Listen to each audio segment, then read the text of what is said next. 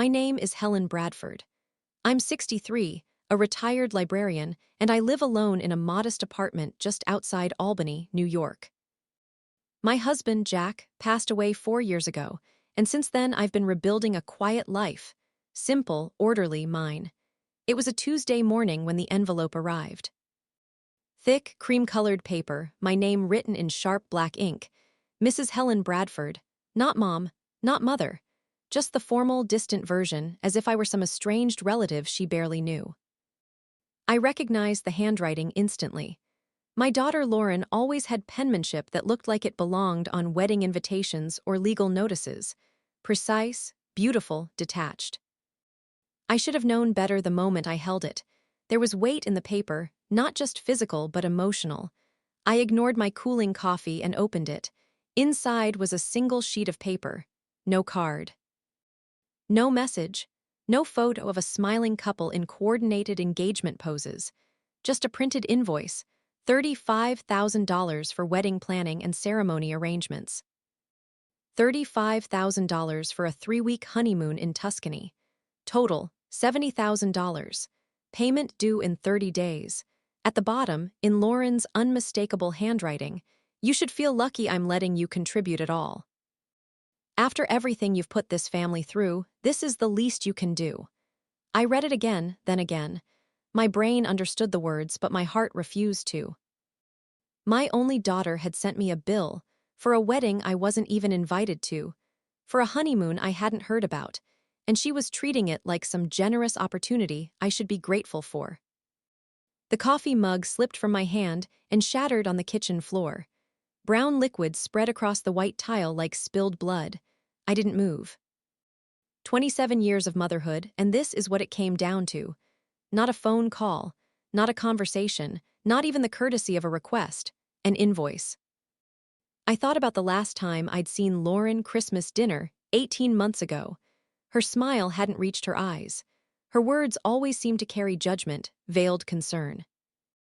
Her fiancé, Matthew, barely spoke to me, and when he did, it was with the polite condescension reserved for a houseplant in the wrong room. That night, I left early, citing a headache. Lauren didn't walk me to the door. Now, standing barefoot in my small kitchen, broken ceramic at my feet, I understood with painful clarity. I wasn't her mother anymore. I was just a wallet she remembered to shake when it suited her. Something inside me shifted. Moments like that don't come out of nowhere. The signs are always there. You just dress them up, ignore them, soften them for yourself. Lauren hadn't always been like this. She used to crawl into my bed during thunderstorms, tiny arms wrapped around my neck as though I were her entire world. She used to bring me dandelions from the backyard, insisting they were sunflowers. Warm, gentle, curious, but something changed around the time she turned 15. She started coming home with new words: asterisk image, reputation. Standards. She stopped inviting her best friend Rosa over and spent time with girls whose mothers drove luxury SUVs and wore sunglasses indoors. Rosa's mom worked as a cleaner. That became a problem. I remember the day Lauren told me, with no emotion, that she and Rosa weren't friends anymore. "We're just in different places now." She spoke as if friendship had an expiration date. I should have challenged her, should have said something, but I didn't. I didn't want to be the nagging mother who didn't understand how the world worked. Then came scholarships, internships, the move to New York City. She climbed the ladder fast, polished and poised, but less grounded with each rung. Our phone calls grew shorter. Visits became holidays only. Even then, I felt like a guest in her presence, expected to behave, smile, keep my stories brief and tidy. After Jack passed, she visited me once in the hospital for 22 minutes. Checked her watch 3 times, brought no flowers, asked no questions, and still I hoped. That's the cruel part of being a parent. Even when your child shows you exactly who they've become, you keep seeing the child who used to kiss your cheek and tell you, "I love you this much," arms wide open. But the envelope on my kitchen table didn't come from that child. It came from the woman who had buried her mother long before I was ever gone. I swept the broken mug into a dustpan and tossed it into the trash, but the bitterness clung like burnt coffee. I sat at the kitchen table, staring at the invoice lying there, mocking me. For most of my adult life, I'd lived by a simple rule: make life easier for others. Keep the peace. Don't raise your voice. Be useful, not burdensome. That was how I survived marriage, motherhood, widowhood. Quiet strength, silent sacrifice. But that morning, something cracked. I wasn't angry, not in the ordinary sense. It was colder than that. Sharper, like glass catching the light after shattering. I looked at the invoice again. I didn't see guilt. I saw leverage. Lauren wanted me to fund a wedding I wasn't invited to. Fine. She wanted to use my name, my money, my very existence without offering even the dignity of inclusion. Fine. But if I was going to be pulled into her dream wedding, it would be on my terms. I pulled out my laptop and opened a browser. First, I searched the wedding planner listed faintly at the top of the invoice, Christina Doyle. Her website was elegant, minimal, expensive. Next, I searched Riverside Manor, Connecticut, October wedding, cross-referenced it with Lauren's social media posts through mutual friends. That told me everything I needed to know. Then came the resort in Tuscany, Villa Salana, private infinity pool, personal chef, ocean views, over $1,000 a night. By lunchtime, I had a complete picture of the fantasy Lauren and Matthew had built on the foundation of my assumed silence. I poured myself a glass of wine, not the $5 bottle I usually bought, but the one saved for Jack's retirement party, the one that never happened. I opened it and sat with a notepad, making lists, venues, vendors, contacts, not out of revenge but resolve, out of the sheer need to stand up and say asterisk enough. They wanted a silent benefactor. I was going to be a very loud liability. I picked up the phone and dialed the number for Christina Doyle Events.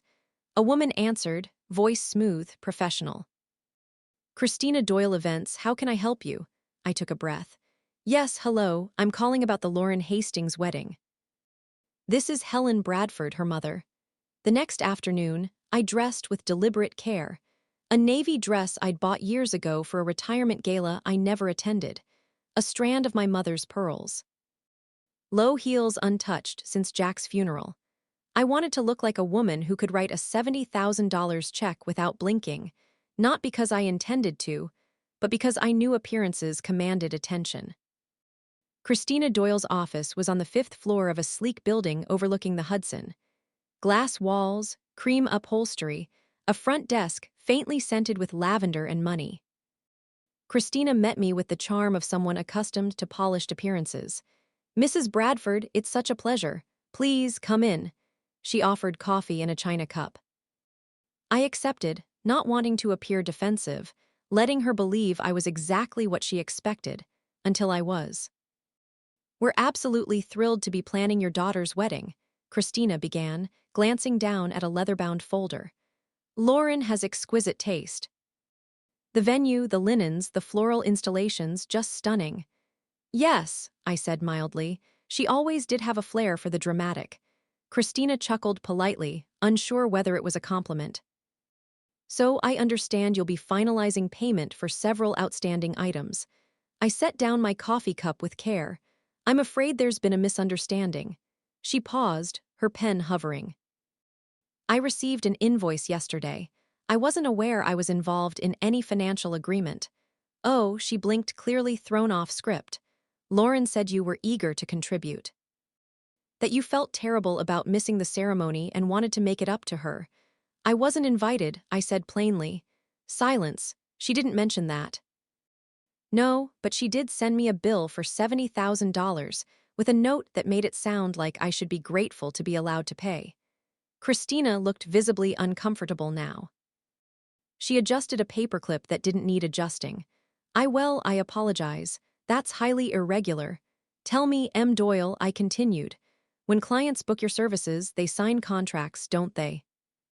Of course. And who signed the contract for this wedding? Lauren and her fiancé, Matthew. But she assured me you were providing payment for several major vendors. I nodded, letting that sink in. So if that money doesn't appear, Christina hesitated. Then there may be delays or cancellations. Many of our vendors require final payment in advance. Without that, we can't guarantee anything. I see. I stood smoothing my dress. When my daughter calls you, and she will please tell her that if she wants to discuss finances, she should call me directly, not assume, not invoice call. Christina stood 2 eyes wide, and Mrs. Bradford, if she doesn't call then, she doesn't get a wedding. I turned and walked out heels, tapping lightly on polished tile, feeling like I just stepped into a version of myself I hadn't seen in decades. That evening I sat at my kitchen table watching the sun melt into the horizon. The silence felt different now. No longer heavy, but deliberate, like a deep breath after holding one in for too long. I opened my old address book, the one with the frayed edges and coffee stains. Flipping through the pages, I found a name I hadn't said aloud in years: Rosa Bennett. She used to live next door when Lauren was a teenager. Rosa and Lauren had once been inseparable until Lauren decided that Rosa's family wasn't refined enough for the image she wanted to project. Rosa's mother worked 2 jobs, her father fixed cars. They weren't country club material, but I remembered Rosa differently. She was kind-driven. A girl who brought her own camera to birthday parties and offered to take pictures for free because people should remember happiness. I dialed the number slowly. Her mother answered. "Mrs. Bennett," I said. "This is Helen Bradford. I was wondering if Rosa might have a moment." Of course, she'd be thrilled. She's running her own photography business now. Weddings mostly. When Rosa's voice came on the line, it was like stepping into the past. Familiar, steady, full of light. "Mrs. Bradford, oh my goodness, it's been years. Call me Helen," I smiled. "I actually need a favor, and I think you might be uniquely perfect for it." We met the next day at a cafe halfway between our homes. Rosa walked in wearing jeans and a camera slung around her neck. Same warm eyes, same soft vanilla perfume. Over coffee, I told her everything about the invoice, the assumptions, the meeting with the planner. She listened without interrupting, her expression shifting from sympathy to quiet fury. "You want me to photograph it," she said finally. "Yes, not from inside, from a distance." "Just document it." Rosa nodded slowly. "You want proof, not just for others, for yourself." "Exactly." She looked at me with an intensity that surprised me. "Then I'll do it. I'll be there on the 15th. And I'll make sure you see exactly what $70,000 looks like when it's built on entitlement." And just like that, I wasn't alone anymore. I had an ally. And more than that, I had someone who saw me not as a checkbook or a burden, but as a person worth standing beside. The phone calls began 3 days later. The first was from a number I didn't recognize. I let it go to voicemail. The message was from Matthew. "Hi Helen, this is Matthew. We need to talk. There seems to be some confusion regarding the wedding payments. Could you please give us a call back?" He sounded tense, clipped, like someone used to getting results quickly and unaccustomed to silence in return. I didn't call back. That evening, another message arrived. This time, he wasn't so composed. "This is getting ridiculous. Lauren is stressed out of her mind. The wedding is in 2 weeks. We need to sort this out now." Still, I said nothing. No explanation, no apologies. On the 4th day, Lauren finally reached out herself. "Mother," she began, "always, mother, never." "Mom, I don't know what game you think you're playing, but it needs to stop." Christina says, "You're refusing to honor your commitment. This is my wedding we're talking about." My once-in-a-lifetime moment. I listened to her message twice. Her voice was calm on the surface, but underneath I heard it, that subtle panic, the fear of losing control. No mention of the invoice's cruelty. No acknowledgement that I had never agreed to pay. Just the indignation of someone who had built a tower on borrowed bricks and was now surprised to see it wobble.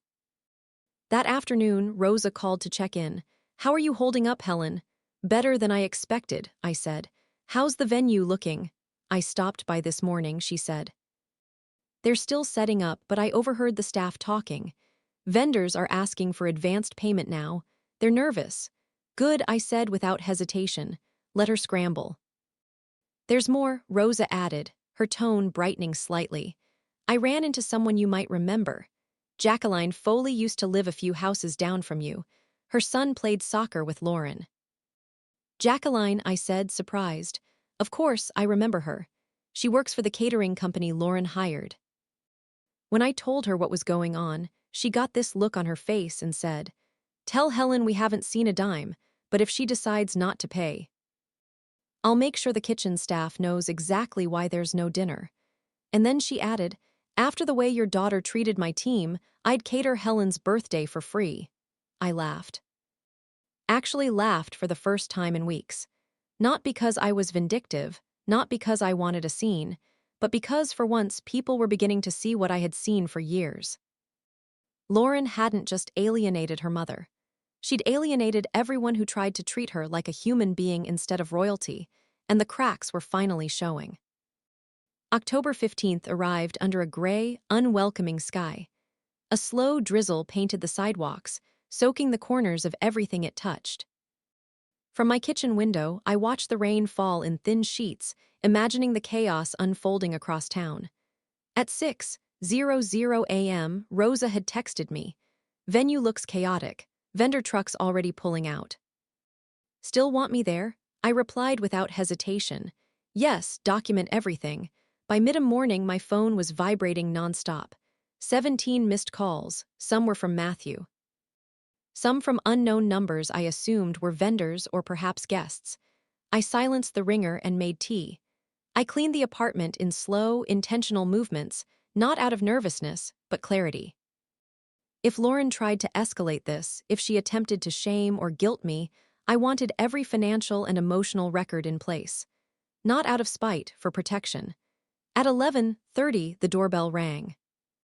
I looked through the peephole and saw them Lauren in a rain-soaked coat over pajamas, her hair unkempt for the first time in years.